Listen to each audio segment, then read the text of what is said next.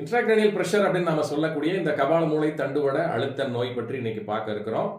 நம்முடைய மூளையில வந்து பாத்தீங்கன்னா ஒரு 4 அறைகள் இருக்குது. இதுக்கு பேர் வென்ட்ரிகிள்ஸ் சொல்றோம். இந்த வென்ட்ரிகிள்ஸ் உடைய உட்சுவர்ல வந்து பாத்தீங்க அப்படின்னா எப்பண்டைமல் செல்ஸ் அப்படின்ற செல்கள் வந்து இருக்கிறது. இந்த செல்கள் வந்து பாத்தீங்கன்னா சிஎஸ்எஃப் அப்படின்னு நம்ம சொல்லக்கூடிய இந்த செரிப்ரோஸ்பைனல் ஃப்ளூயிடை வந்து சுரக்கிறது. சராசரியாக ஒரு ஆரோக்கிய நிலைகளில் இருக்கக்கூடிய ஒரு மனிதனுக்கு ஒரு நாளைக்கு வந்து 500 முதல் 700 ml ஆஃப் சிஎஸ்எஃப் வந்து ஒரு நாளைக்கு சுரக்கும்.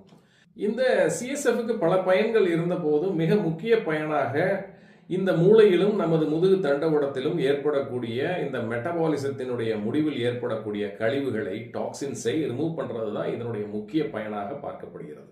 இந்த செரிப்ரோஸ்பைனல் ஃப்ளூயினுடைய ப்ரொடக்ஷன், அதனுடைய சர்க்குலேஷன், அடுத்து அதனுடைய ஃபங்க்ஷன், இதை முழுமையாக நம்ம வந்து கிளிம்பாட்டிக் சிஸ்டம் அப்படின்னு சொல்லுவோம். ஆரோக்கிய நிலைகளில் இருக்கக்கூடிய ஒரு சராசரி மனிதனுக்கு வந்து இந்த சிஎஸ்எஃப் பிரஷர் வந்து 7 முதல் 15 mm மெர்குரிக் பிரஷர் வந்து இருக்கும். இந்த சிஎஸ்எஃப் சுழற்சி பெறக்கூடிய பாதையில் அடைப்பு ஏற்படும் போது அழுத்தம் உருவாகிறது. இந்த சிஎஸ்எஃப் பிளாக்ஸ் வந்து நம்ம பிறவியிலிருந்தே உண்டாச்சு அப்படின்னா இது வந்து கன்ஜெனிட்டல் அப்படின்னு சொல்றோம். நாம் வாழக்கூடிய காலங்களில் நமக்கு இது கிடைக்கப்பெற்ற ஒன்றாக இருந்தால் இதை அக்வைர்டு சிஎஸ்எஃப் பிளாக்கேஜஸ் அப்படின்னு சொல்றோம். பிறவி குறைபாடாக இருக்கக்கூடிய இந்த சிஎஸ்எஃப் பிளாக்கேஜஸ் வந்து குழந்தைகளை பார்த்தவுடன் கண்டுபிடித்து விடலாம். தலை வந்து பாத்தீங்கன்னா மிகவும் வீக்கமாக இருக்கும். அதே இது அக்வைர்டு சிஎஸ்எஃப் பிளாக்கேஜஸ் வந்து பாத்தீங்கன்னா 25 வயது முதல் 40 வயதுக்குள்ள இருக்கக்கூடியவங்களுக்கு இந்த பாதிப்பு வந்து தென்படும். இது அநேகமாக பெண்களுக்கு அதிகமாக தோன்றுகிறது அப்படின்றாங்க. அதாவது 9000 பெண்கள்ல ஒரு பெண்ணுக்கு இந்த நோய் வருவதற்கான வாய்ப்பு உண்டு. அதே இது ஆண்கள் எடுத்துக்கிட்டோம் அப்படின்னா 1,00,000 ஆண்கள்ல ஒரு ஆணுக்கு இந்த பாதிப்பு வருவதற்கான வாய்ப்பு உண்டு அப்படின்றத ஆய்வறிக்கை தெளிவாக தெரிவிக்கிறது. இந்த சிஎஸ்எஃப் பிளாக்கேஜஸ் வருவதற்கு காரணங்களாக இந்த அர்னால்டு சியாரி மால்ஃபர்மேஷன் நம்ம சொல்லக்கூடிய நம்மளுடைய முதுகு தண்டுவடத்தினுடைய மேற்புறத்தில் இருக்கக்கூடிய நம்மளுடைய பின்ன மூளை வந்து இந்த ஃபொராமன் மேக்னம் அப்படின்னு நம்ம சொல்லக்கூடிய அந்த துவாரத்தின் வழியாக கீழிறங்கி நம்மளுடைய தண்டுவடத்தின் மேல் பகுதியை அழுத்தம் கொடுக்கும் போது இந்த அர்னால்டு சியாரி மால்ஃபர்மேஷன் அப்படின்ற ஒரு கண்டிஷன் உண்டாகி அதன் காரணமாக இந்த இன்ட்ராக்ரேனியல் பிரஷர் வந்து அதிகப்படியாகும். ரெண்டாவதாக பார்த்தீங்க அப்படின்னா இந்த ஹைட்ரோசெஃபாலஸ் அப்படின்னு நம்ம சொல்லக்கூடிய இந்த நீர் தேக்கம் அதிகமாக இந்த கபாலத்தில் உருவாகும் போது இதன் காரணமாக இது வந்து வீக்கமடைந்து இது ஒரு அழுத்தமாக தென்படும். மூன்றாவது காரணமாக பார்த்தீங்க அப்படின்னா இந்த சிரிங்கோமைலியா அப்படின்னு நம்ம சொல்லக்கூடிய சின்ன சின்ன சிஸ்ட் கட்டிகள் மதிப்புல ஃபார்ம் ஆகக்கூடியது முக்கியமான காரணமாக பார்க்கிறோம்.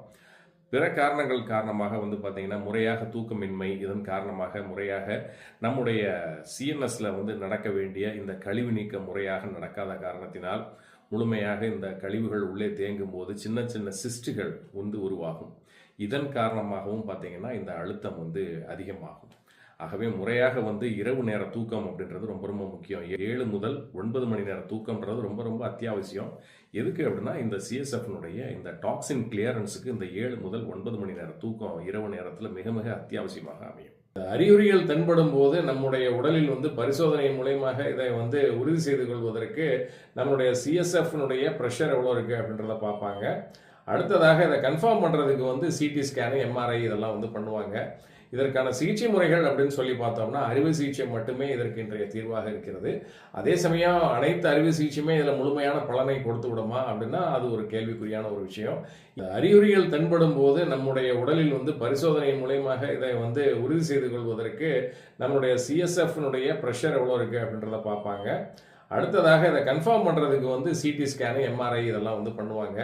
இதற்கான சிகிச்சை முறைகள் அப்படின்னு சொல்லி பார்த்தோம்னா அறுவை சிகிச்சை மட்டுமே இதற்கு இன்றைய தீர்வாக இருக்கிறது. அதே சமயம் அனைத்து அறுவை சிகிச்சையுமே இதில் முழுமையான பலனை கொடுத்து விடுமா அப்படின்னா அது ஒரு கேள்விக்குறியான ஒரு விஷயம்.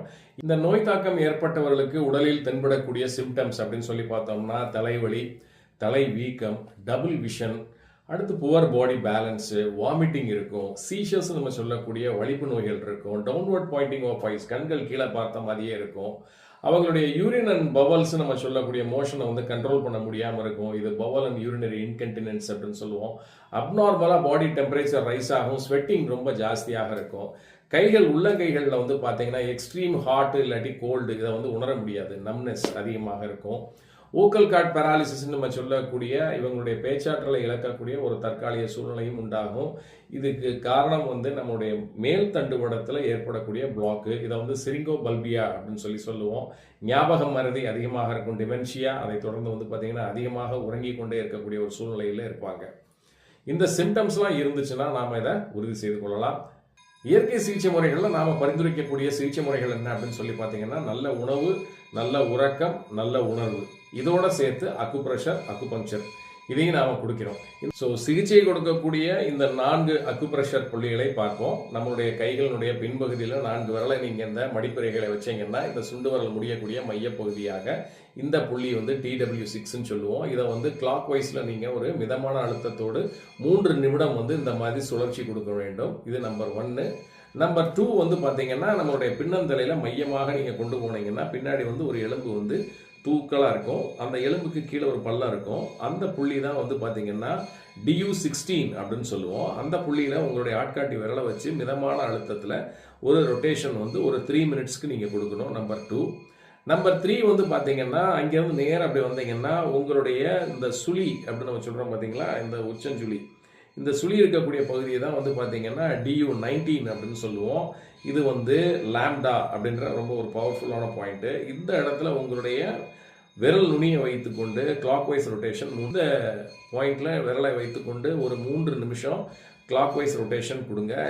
அதுக்கு அடுத்ததாக வந்து பார்த்தீங்கன்னா உங்களுடைய இந்த ஹேர்லைன் கிரீஸ்ல இருந்து ஒரு 4 விரலை வச்சிங்கன்னா இந்த 4வது ஆட்காட்டி விரல் முடியக்கூடிய பகுதியில் மையமாக இருக்கக்கூடிய இந்த புள்ளி பேர் தான் வந்து பார்த்தீங்கன்னா DU22 அப்படின்னு சொல்லக்கூடிய இந்த பிரக்மா அப்படின்ற முக்கியமான ஒரு அற்புதமான புள்ளி. இந்த புள்ளியில் வச்சுக்கிட்டு நீங்கள் என்ன பண்ணணும் அப்படின்னா வந்து ஒரு கிளாக் வைஸ் ரொட்டேஷன் வந்து நீங்கள் கொடுக்க வேண்டும் 3 நிமிடத்திற்கு. ஆகவே இந்த 4 புள்ளிகளை ஒரு நாளைக்கு 3 முதல் 4 தடவை நீங்கள் வந்து ஆக்டிவேஷன் கொடுத்தீங்க அப்படின்னா இந்த CSF ஃப்ளோ அப்படின்றது ரெகுலருக்கு வரும். CSF பிளாக்கேஜஸ் வந்து நீங்கி நீங்க மீண்டும் நல்ல ஒரு நிலைக்கு திரும்ப முடியும். அடுத்து வாரத்துக்கு ஒரு முறை வந்து எண்ணெய் குளியல் எடுத்துக்கணும். எண்ணெய் குளியல் முடித்தவுடன் சாம்பிராணி கண்டிப்பாக நீங்க போட வேணும். இன்றைய காலங்களில் பார்த்தீங்கன்னா எண்ணெய் தேய்ச்சி குளிச்சதுக்கப்புறம் வந்து வீட்டில் இருக்கக்கூடிய பெரியவங்க வந்து அங்கே இருக்கக்கூடிய பெண்களுக்கு வந்து இந்த பின்னந்தலையில் இருக்கக்கூடிய முடியை தூக்கி பின்னாடி வந்து சாம்பிராணி புகை காட்டுவாங்க. அப்போ அந்த உஷ்ணம் வந்து அந்த பின்னந்தலையில் போடும். முக்கியமாக அந்த DU16 நம்ம சொல்லக்கூடிய புள்ளியில் போடும். ஸோ இது வந்து தட்பவெட்ப நிலையில வந்து நிலைப்படுத்தக்கூடிய ஒரு மிக முக்கிய அற்புதமான புள்ளி. இதுவே வந்து பார்த்தீங்கன்னா நிச்சயமாக உங்கள் உடலில் வந்து இருக்கக்கூடிய அந்த CSF ஃப்ளோவை வந்து சரி பண்ணக்கூடியது.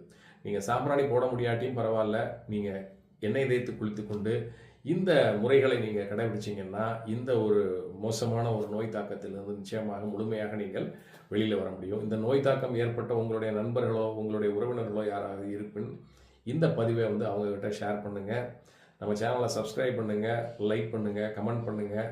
சிகிச்சை முறைகளில் சொல்லப்பட்டிருக்கக்கூடிய இந்த ஸ்வேதனான்ற இந்த ஸ்டீம் பாத்து, ஸ்பைனல் பாத்து, ஸ்பைனல் தெராப்பி, அதோட சேர்த்து தினமும் நீங்கள் எடுத்துக்கொள்ள வேண்டிய ஒரு 200 ml ப்ரிப்பரேஷன் இருக்கு. இதுல வந்து பாத்தீங்க அப்படின்னா வாழைப்பூ, நல்லா ஒரு 100 கிராம் வாழைப்பூ எடுத்துக்கோங்க. இதோட சேர்த்துக்கிறதுக்கு கொஞ்சம் முள்ளங்கி, ஒரு 200 கிராம் முள்ளங்கியோட சேர்த்து இந்த அரசாணிக்காய் அப்படின்னு நம்ம சொல்லக்கூடிய இந்த மஞ்சள் பூசணி, இது ஒரு 200 கிராம் எடுத்துக்கோங்க. இது எல்லாத்தையும் நல்லா பொடியாக நறுக்கி ஒரு 200 ml தண்ணியில போட்டு அதை மூடி ஒரு 10 நிமிஷம் சிம்ல வச்சு இது 100 ml வத்தும் வரைக்கும் அப்படியே விட்டுட்டு அதுக்கு அடுத்து இதை நல்லா ஸ்மாஷ் பண்ணி நல்லா கசக்கி பிழிஞ்சு அதை வந்து வடிகட்டி இதை நீங்கள் தினமும் வந்து எடுத்துக்கொண்டே வர வேண்டும். எத்தனை நாளைக்குன்னா ஒரு 15 நாள். இந்த 15 நாளைக்கு பிறகு ஒரு கேப் விடுங்க, ஒரு 25 days கேப் விடுங்க. அதுக்கப்புறம் திரும்ப மீண்டும் வந்து இதை ரிப்பீட் பண்ணிக்கிட்டே வாங்க. நிச்சயமாக முழுமையாக இந்த பிரச்சனையிலிருந்து நீங்கள் வெளியில் வர முடியும். நோய் தாக்கம் ஏற்பட்ட உங்களுடைய நண்பர்களோ உங்களுடைய உறவினர்களோ யாராவது இருப்பின் இந்த பதிவை வந்து அவங்ககிட்ட ஷேர் பண்ணுங்கள். நம்ம சேனலை சப்ஸ்கிரைப் பண்ணுங்கள், லைக் பண்ணுங்கள், கமெண்ட் பண்ணுங்கள். மேலும் ஒரு நல்ல பதிவில் சந்திக்கின்றேன். நன்றி, வணக்கம்.